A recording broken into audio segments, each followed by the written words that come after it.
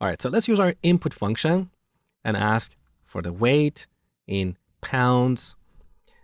Here we get the weight in lbs or pounds. Now we need to convert this into kilogram. That is very easy. So we define another variable, weight underline kilogram or kg. We set this to weight underline lbs times 0.45. And finally, let's print weight underline kilogram. Let's run this Python program and see what happens. So my weight is 160. All right, once again, we got an error. Can't multiply sequence by non-int of type float. So as I told you before, this input function returns a string. So we cannot multiply a string by a float. Python doesn't know what to do with it.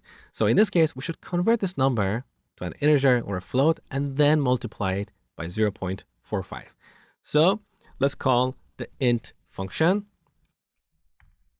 and pass weight underline lbs and run our program one more time. 160. Okay, so I am 72 kilograms.